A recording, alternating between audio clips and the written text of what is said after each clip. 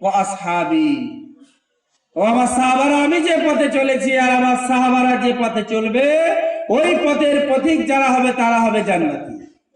তাহলে সকলে দোয়া করুন আল্লাহর কাছে, সকলে ইরাদা করুন ইনশাআল্লাহ আহলে সুন্নাত ওয়াল জামাত হয়ে দুনিয়াতে জীবন যাপন করব ইনশাআল্লাহ, এবং সত্যিকারের আহলুস সুন্নাত ওয়াল জামাত হব।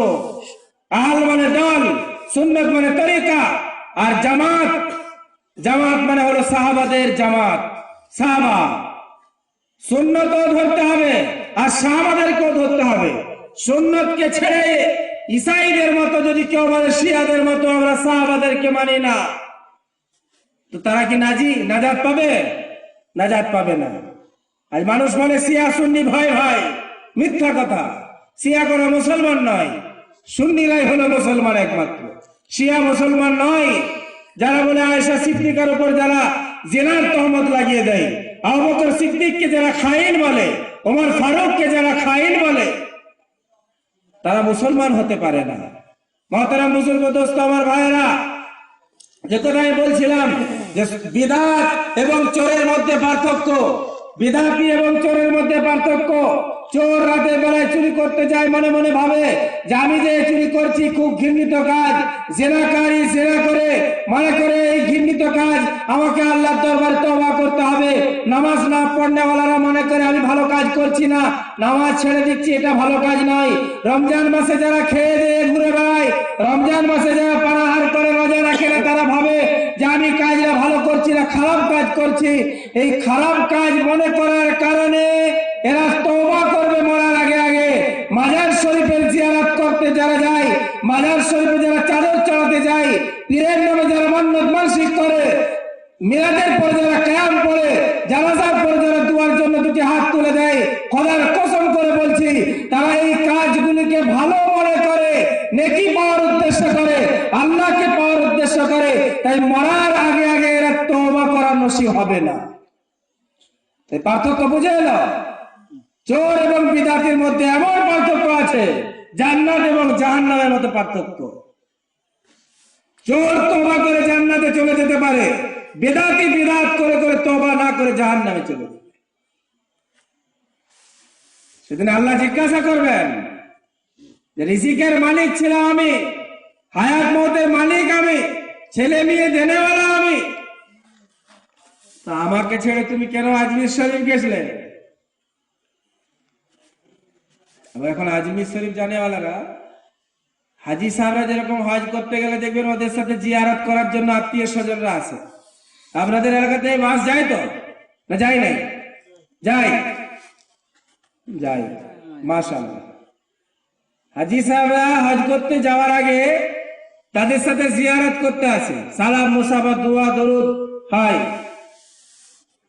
ঠিক সেরকম দেখবেন আজ যা আজমির শরীফ যাচ্ছে তাদেরও একটা দিন ঠিক আছে। আমি কালকে বৈকাল 4টায় বাস ছাড়বে, আত্মীয়দের ভিড় লেগে গেছে। কিসের জন্য?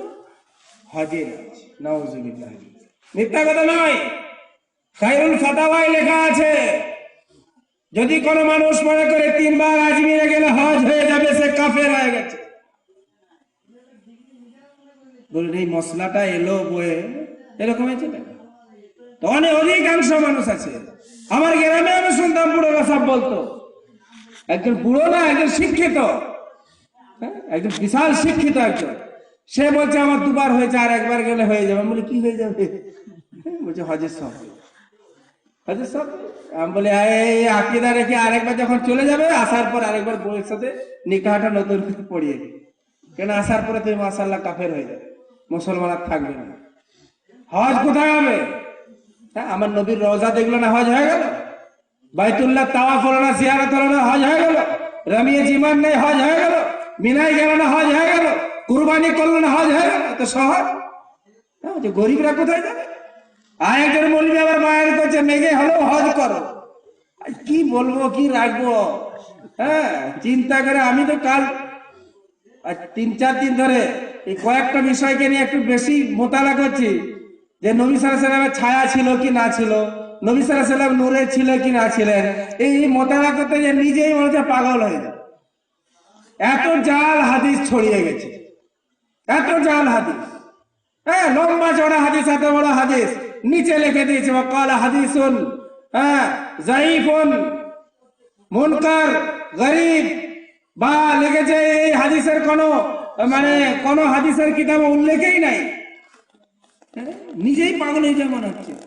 তো কি বলবো, কি রাখবো? এত বিদাত, এত কুকর্ম এই গ্রামে আমাদের সমাজে ছড়িয়ে গেছে, কোনটা বলবো কোনটা ছাড়বো এই নিজেই চিন্তা করে আসি, এক হয়ে যায়। আর আমার ভাইরা প্রত্যেকেই নিয়ত করে মুত্তাহিদ হয়ে থাকবো, সুন্নতকে আগড়িয়ে ধরবো, বিদআতকে বর্জন করব। মান আহাব্বা সুন্নতি ফাকাদ আহাব্বানি। হুজুর বলেন যে আমার সুন্নতকে ভালোবাসলো সে আমাকে ভালোবাসলো। ওমান আহাব্বানি কানা মাই ফিল জান্নাহ। আর যে আমাকে ভালোবাসলো কাল কিয়ামতের দিনে সে আমার সাথে জান্নাতে থাকবে। সুবহানাল্লাহ। আমরা সকলে জান্নাতে যেতে চাই তো? ইনশাআল্লাহ সকলে আমরা জান্নাতে যেতে চাই। এরকম কোন মানুষ নাই যে বলবে আমি জাহান্নামে যাব। আল্লাহ পাক আমাদের সকলকে জান্নাত নসিব করুন, বলুন আমিন। তো জান্নাতে যেতে গেলে সুন্নতকে আঁকড়িয়ে ধরতে হবে আর বিদআতকে বর্জন করতে হবে। আল্লাহকে মজবুত করে ধরতে হবে, তাওহীদকে মজবুত করে ধরতে হবে, শিরকে বর্জন করতে হবে, সুন্নতকে মজবুত করে ধরতে হবে আর বিদআতকে বর্জন করতে হবে। করবো ইনশাআল্লাহ। ইনশাআল্লাহ। মাজারে যাব না, চাদর চড়াবো না, চাদর চড়াবেন না। ওই চাদরের পয়সাটা আপনি একটা গরিব মানুষকে লুঙ্গি কিনে দেন, সে পরে নামাজ পড়বে। ইসলামকে তো আল্লাহ পরিয়েছে জান্নাতের লিবাস। কবরে যখন রাখা হয়েছিল ইফতাহলাহু বাবান আলাল জান্নাহ, জান্নাতের একটা গেট কবরের দিকে খুলে দাও। ওয়ালবিস লাহুল জান্নাতা, জান্নাতের লিবাস পরিয়ে দাও, জান্নাতের একটা গেট খুলে দাও যেন এই পীর সাহেবের কবরে জান্নাতের সুগন্ধি আসতে থাকে। আজকের ওলামারা বলছে ফতোয়ার কিতাবে যে কবরে যে মানুষ গোলাপ পানি ছড়ায় এই নিয়তে কবরটা সুগন্ধিত হবে, ওই গোলাপ পানি ছড়ানো চলবে না, ওটা ফুজুল করছি। মানুষ যদি নেককার হয় আল্লাহ রাব্বুল আলামিন তার কবরকে জান্নাতের খুশবু দিয়ে ভরে দিবেন। আর যদি মাজার পন্থী হয়, চাদর পন্থী হয়, মান্নাত মানসিক ওয়ালা হয়, নামাজ রোজা হজ যাকাত না থাকে, মসজিদ না থাকে, তার কবরে সারা বিশ্বের আতর খুশবুকে যদি ঢেলেও দেওয়া হয় তাও কিন্তু খুশবু হবে না। পার্থক্য বুঝতে পারলেন? গোলাপ পানি কেন দেওয়া চলবে না? ওরা বলবেন এই দেওবন্দি বেরেলিন ফুরফুরা কিছু নাই। একজন নতুন মানুষ এই কিছুক্ষণ আগে বলছিলেন জানাজার নামাজের ব্যাপার, যে জুতা পাহারা দিচ্ছে বাইরে দাঁড়িয়ে। জিজ্ঞাসা করা কেন নামাজ পড়ে না, বলছে জুতাগুলো চুরি হয়ে যাবে, জুতাগুলো চুরি হয়ে যাবে। তো দেওবন্দ বেরেলি ফুরফুরা কিছু নাই। হক বলুন, হক পথে চলুন, হক কথা বলুন, হক পথে চলুন। দেওবন্দ বেরেলি ফুরফুরা এই তো ইসলাম ধর্ম নয়। ইসলাম ধর্ম কলমা লা ইলাহা ইল্লাল্লাহু মুহাম্মাদুর রাসূলুল্লাহ। আল্লাহ ছাড়া কোনো মাবুদ নাই বলেছি আমরা, আল্লাহ ছাড়া কোনো মাবুদ নাই। হাত মৌতের মালিক আল্লাহ, দেনেওয়ালা লেনেওয়ালা একমাত্র আল্লাহ। তো আজমির কেন যেতে হলো? কেন? মুখে এক বলছি, কাজে এক করছে। বলে দিলে বলবো ও চোখ কেন বলতে হবে? কোরআন হাদিসের কথা, এই কি কোরআন বাইবেল না গীতা? কিন্তু কোরআন হাদিসের কথা।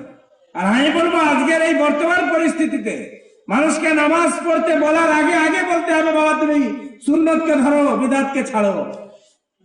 সারা জিন্দেগি নামাজ পড়ে পড়ে 3 বার মনে মনে রাতে অন্ধকারে নিয়ত করে করে আজমির চলে গেছে, বলছে হজ হয়ে গেছে, বেটা নামাজ পড়ে কি করবে? ও তো ইমানেই নাই, ইমানেই নেই। বউ ছাড়া হয়ে গেছে, যা ছেলে হয়তো সব জারজ সন্তান হচ্ছে। এই কথা কে বলবে? আমার ভাইয়েরা প্রত্যেকে সুন্নতকে ধরুন মজবুত করে। হুজুর বলেছেন যে আমার সুন্নতকে ধরে সে যেন আমাকে ভালোবাসলো, আর যে আমাকে ভালোবাসলো সে আমার সাথে জান্নাতে থাকবে, সে আমার সাথে জান্নাতে থাকবে। জান্নাতে আমরা যেতে যখন সকলে ইচ্ছা হয়, আমাদের সকলকে সুন্নতকে মজবুত করে ধরতে হবে। ধরবো ইনশাআল্লাহ। ইনশাআল্লাহ সুন্নতকে মজবুত করে ধরুন। কিয়াম করা ছাড়ুন, কিয়াম করার কোনো দলিল নাই। ওদের দলিল হচ্ছে সব মৌখিক দলিল, হাদিস কোরআন পড়ে না ওরা। ওরা শুধু দলিল দিয়ে যায়, সব থেকে পুরনো দলিলটাই বলছি, ছোটবেলা থেকে যেটা শুনছি। স্কুলে যখন মাস্টার আছে সব ছাত্ররা সম্মানে দাঁড়িয়ে যায়, শুনেছেন তো দলিল? স্কুলে মাস্টার হলে ছাত্ররা সম্মানে দাঁড়িয়ে যায়। তা আমরা কেন নবীর মজলিসে দাঁড়াবো না? আমি বলবো মাস্টার যদি বলে প্রতিদিন বাবা আমি এলে দাঁড়াও না, তোমাদের দাঁড়ানো দেখে আমি কষ্ট পাই, তো তারপরে দাঁড়ানোটাও কি সম্মান হবে? কি বলেন? বলুন, কথা বলুন না, না রাগ হচ্ছে, শেষ করে দেবো হবে। মাস্টার যদি বলে তোমরা দাঁড়াও না, তোমরা দাঁড়ালে আমি কষ্ট পাই, তারপরের দিন ছাত্ররা দাঁড়িয়ে গেলে কি মাস্টার আনন্দিত হবে? ওরা শুধু এতটুকু দলিল দেয়, মাস্টার এলে যদি ছাত্ররা দাঁড়াতে পারে, মাস্টার বিজ্ঞানের বিজ্ঞান এলে আমরা কেন দাঁড়াবো না? নবী মজলিসে আসে ওটা আলাদা বিষয়, পরে বলছি, আগে এটা পরিষ্কার হোক। হুজুর সাল্লাল্লাহু আলাইহি সাল্লামের সাহাবী আনাস বিন মালিক 10 বছর যাবত হুজুর সাল্লাল্লাহু আলাইহি সাল্লামের যিনি খিদমত করেছিলেন, আনাস বিন মালিক রাদিয়াল্লাহু তাআলা বলেন, লাম ইয়াকুন শাখসুন আহাব্বু ইলাইহিম মিন রাসূলিল্লাহ সাল্লাল্লাহু আলাইহি ওয়াসাল্লাম ওয়া কানু ইযা রাআহু লাম ইয়াকুমু লিমা ইয়ালামুনা মিন কারাহিয়াতিহি লিযালিকা ওয়া ক্বালা আত-তিরমিজি হাযা হাদীসুন হাসানুন সাহিহুন। সহিহ হাদিস। আনাস বিন মালিক রাদিয়াল্লাহু তাআলা বলেন যে আমাদের কাছে নবীর চেয়ে প্রিয় কেউ ছিল না, নবীকে আমরা সবচাইতে বেশি ভালোবাসতাম, তা সত্ত্বেও নবী সাল্লাল্লাহু আলাইহি ওয়াসাল্লাম যখন আমাদের কাছে আসতেন আমরা দাঁড়াতাম না। ওয়া কানু ইযা রাআহু লাম ইয়াকুমু, আমরা দাঁড়াতাম না। লিমা ইয়ালামুনা মিন কারাহিয়াতিহি লিযালিকা, কেন আমরা সকলেই জানতাম আমরা দাঁড়িয়ে গেলে নবী সাল্লাল্লাহু আলাইহি ওয়াসাল্লাম কষ্ট পান, আমাদের দাঁড়ানোটাকে নবী পছন্দ করেন না। আচ্ছা, এক দলিল হলো। আর একটা দলিল ওরা যেটা বলে মাস্টার এলে ছাত্র দাঁড়িয়ে, হ্যাঁ এবার পরিষ্কার দলিল। উমামা রাদিয়াল্লাহু তাআলা রিওয়ায়াত করেন, হুজুর সাল্লাল্লাহু আলাইহি ওয়াসাল্লাম একদিন অসুস্থতার কারণে মুত্তাকিআন আলা আসান, লাঠির উপর ভর দিয়ে মসজিদের দিকে বেরিয়ে এলেন। আমরা সকলেই দেখে সম্মানার্থে দাঁড়িয়ে গেলাম। হুজুর সাল্লাল্লাহু আলাইহি ওয়াসাল্লাম রেগে গেলেন এবং বললেন, লা তাকুমু, আমাকে দেখে তোমরা দাঁড়াও না।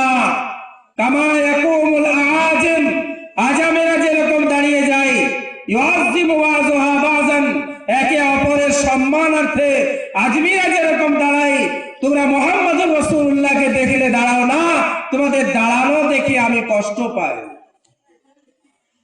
বলুন, তারপরেও যদি ছাত্ররা দাঁড়ায়, এটা কি হবে? মাস্টারের সম্মান করা হবে না মাস্টারের নাফরমানি হবে? কোনটা হবে বলুন, আপনারাই বলুন। নাফরমানি হবে। তাহলে হাদিস দলিল মনে রাখবেন, মুখস্থ রাখবেন। যদি কোনো মৌলবি ওই দলিলটা দেয়, তাকে দিয়ে একবার ডাইরেক্ট মুখে মানো। আমি তো বললাম পরিষ্কার, তিরমিজির হাদিস, এবং ইমাম তিরমিজি রাহমাতুল্লাহ আলাইহির অভ্যাস হলো প্রতিটি হাদিসের শেষে উনি লিখে দিয়েছেন, হাযা হাদিসুন হাসানুন, হাযা হাদিসুন যায়ীফুন। ওই হাদিসের যা অবস্থা, সেই অবস্থাকেও তিনি উল্লেখ করে দিয়েছেন হাদিসের শেষে। এই মিলাদের শেষে কিয়াম আপনি দাঁড়িয়ে গেলেন নিয়ত করে যে নবী আমার আনন্দিত হয়ে যাবেন, খুশি হবেন, না না না না। নবী সাল্লাল্লাহু আলাইহি ওয়াসাল্লাম যেদিন জীবিত ছিলেন সাহাবাদের এই অবস্থা, তা আজকে নবী সাল্লাল্লাহু আলাইহি ওয়াসাল্লাম আমাদের কাছ থেকে বিদায় নিয়েছেন, আজ কেন আমরা দাঁড়াতে পারি? দ্বিতীয় কথা, মাস্টার এলে ছাত্র দাঁড়ায়, তার মানে ওদের আকীদা হচ্ছে নবীও মজলিসে চলে এসেছে। আমাদের বিশ্বাস আছে তো নবী চলে এসেছে, কেন এসেছেন না? আরে এই কিছুদিন আগে বলছিলেন যারা 100 দিনের হাজিরি, খুব বললো না কিয়ামত চলে এসছে প্রায়। তা আমাকে একজন নেতা সাহেব, আমি তো এখন অনলাইনের কাজ করি, মসজিদের ইমামতিও করি, তার সাথে সাথে অনলাইনের যাবতীয় ফর্ম ফিল আপ থেকে শুরু করে সব করি আল্লাহর রহমতে। আমি ক্লাস 1 ফেল।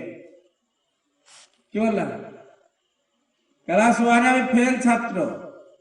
আল্লাহর রহমতে, মাদ্রাসার বরকতে, ওস্তাদদের বরকতে আপনার কোনো পড়া লেখা বাকি নাই, আল্লাহ সব করিয়ে দিয়েছে।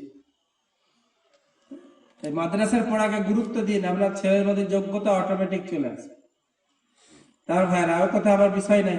এই অনলাইনের কাজ করে একজন নেতা বাবু এসে আমাকে বলছি, ইমাম সাহেব কাউকে বলবেন না, আমি একটা কথা বলছি। আমার কি বলছি? ওই যে জব কার্ডের যে হাজিরিগুলো আছে, আমার একটু বার করে দেবেন, প্রিন্ট করে। কোনো বেটা নিজে নিজে আবার দেখবে কার কথা আছে, দিয়ে নিজের নামে চাপাবে। এই যে বলছি এই মাত্র বলা না, খুব সুন্দর বার করছে না, কিয়ামতের আগের 15টি যে ঘটনা ঘটবে সেগুলি প্রায় দেখা যাচ্ছে, প্রায় দেখা যাচ্ছে। মদখোরি বেড়ে যাবে, মসজিদে হই হুল্লোড় হবে, লড়াই হবে। যাকাত কি মানুষ ট্যাক্স মনে করবে?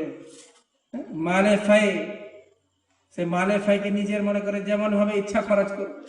আমানতের খেয়ানত হবে, মা বাপের অসম্মান হবে, বন্ধুদেরকে গলায় লাগাবে। হচ্ছে কাহিনী বলুন, হচ্ছে, সব হচ্ছে। আমার ভাইরা, যে কথাই বলছিলাম যে সুন্নতকে আঁকড়িয়ে ধরুন, সুন্নত এবং বিদআতের বয়ান চলে। সুন্নতকে আঁকড়িয়ে ধরুন, বিদআতকে বর্জন করুন। আল্লাহ নবী সাল্লাল্লাহু আলাইহি সাল্লাম আমাদের মজলিসে আসেন না। সম্মানী ব্যক্তি যে হয় তার আসার প্রয়োজন হয় না, আমরা যাই। আমি এখন যদি বাঁকুড়ার আপনার এই আমাদের বিডিও সাহেবকে ফোন করি যে আমার একটা কাগজের দরকার আছে, আমার বাড়িতে এসে একটু এটা সই সাপটা করে দিয়ে যান, জুতা হবে কি মারবে? জুতা হবে, যেটার মোড়া নিয়ে সাথে আসবে, কলমে তো লিখবো না সইটা, যেটাই গাই সই করতে আসবে। হ্যাঁ, আমাকে ডাকছিস তুই ভিডিও, এই বেটা ভিডিও যদি এত পাওয়ার হয়, আল্লাহর পরে চিনার মর্তবা। বলে দেওবন্দিরা নবীকে মানে নাই। আরে দেওবন্দিরা যেভাবে নবীকে মানে তোমরা সেভাবে মানতে পারবে না। শেখ সাদি রহমাতুল্লাহ আলাইহি প্রশংসায় বলেছেন, ইয়া সাহিবাল জামালি ওয়া ইয়া সাইয়্যিদাল বাশার মিন ওয়াজহিকাল মুনির লাকাদ নুবিরাল কামার। ইয়া সাইয়্যিদাল বাশার, বাশারের সাইয়্যিদ, সমস্ত মানুষের সরদার, অসাধারণ মানুষ আমার নবী। তোমার চেহারার আলোয় চাঁদ আলোকিত হয়েছে। লা ইউমকিনু সানাউ কামা কানা হাক্কু, প্রশংসার আপনি যেরকম অধিকারী আমরা অতটা প্রশংসা করতে পারবো না। কেন?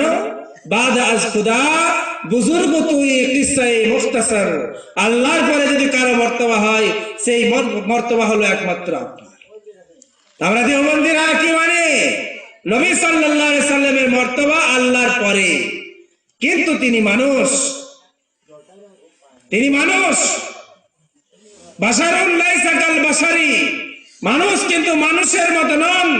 মাওলানা আশরাফ আলী থানভী রাহমাতুল্লাহ আলাইহি লিখেছেন আশরাফুল জওয়াবে, বাশারুন লা কাল বাশারি, মানুষ কিন্তু মানুষের মতো নন।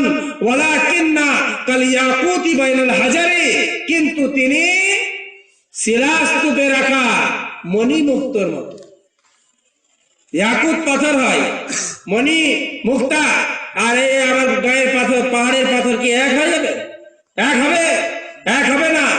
একজন মানুষ একটা টেরা লোককে দেখার পর বা কোন নাইজেরিয়ান ব্যক্তিকে দেখার পরে সে যদি এই জামানার এই বর্তমান সমাজের দ্বিতীয় ইউসুফকে দেখে, মানে ইউসুফ আলাইহিস সালামের মতো সৌন্দর্য, রূপের মালিক, হ্যাঁ, অনুপম চেহারা, তাকে দেখার পরে সে কি মনে করবে? ওই নাইজেরিয়ানকে বলবে এই কোনো গরুকে দাও, ঠিক মানুষ না।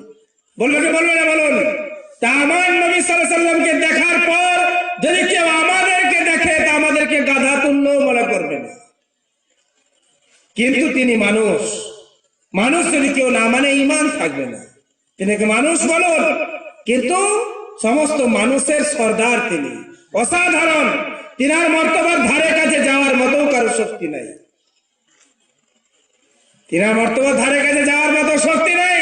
আজ আমরা সেই মানুষকে, সেই নবীকে বলছি, সে চলে এসছে মজলিসে। কিয়াম পড়ে দরুদ পড়লে লাভটা কার হয় বলুন? দরুদ পড়লে লাভ আমাদের। বলছে সূর্য যদি আসমানে থেকে সমস্ত ঘরে আলো দিতে পারে,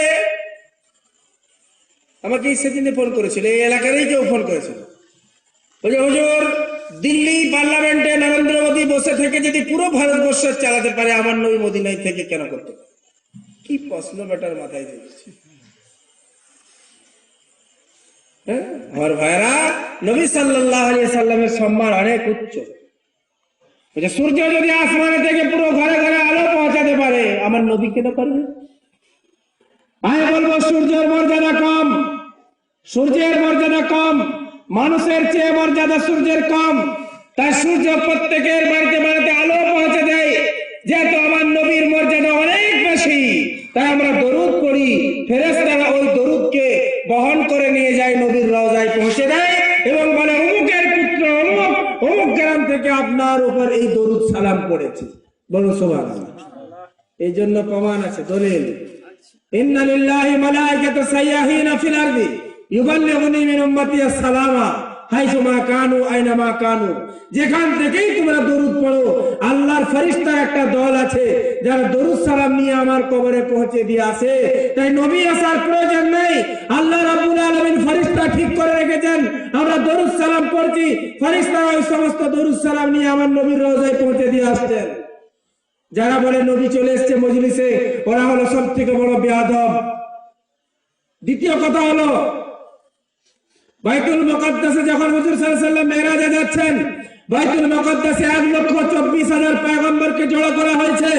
1,24,000 পয়গম্বর হাজির আছেন, উপস্থিত, অপেক্ষায় আছেন। এখন নামাজটা কে পড়াবে? নামাজ কে পড়াবে? সকলে অপেক্ষায় চাওয়াচাই করছে কে পড়াবে। জিবরাইল আমিন হুজুরের হাত ধরে মুসাল্লার মধ্যে দাঁড় করে দিয়েছিলেন। একদল মানুষ আছে যারা বলে আব্দুল কাদের জিলানী সেদিন ইমামতি করেছিলেন। নাউযুবিল্লাহি মিন যালিক। আব্দুল কাদের জিলানী সেদিন ভালোবাসায় বাড়াবাড়ি করেছে, নবীর উপরে পৌঁছে দিয়েছে। দস্তগীর বলে, দস্তগীর আব্দুল কাদের জিলানীকে দস্তগীর বলে। তো দস্তগীর কেন বলে? দস্তগীর, দস্ত মানে হাত, গির মানে পকড়নে वाला, হাত যে ধরেছে তাকে দস্তগীর বলে। কিছু মানুষ আছে যাদের বিশ্বাস হলো আব্দুল কাদের জিলানী রাহমাতুল্লাহ আসমানে গেছিলেন, আল্লাহ এবং আব্দুল কাদের জিলানী ঘুরতে বেরিয়েছিলেন, আল্লাহ হঠাৎ করে পিছনে যায়, আব্দুল কাদের জিলানী রাহমাতুল্লাহ ধরে নেয় আল্লাহর হাত, তাদের দস্তগীর। দেখেন কত বড় গোপন রহস্য লুকিয়ে আছে।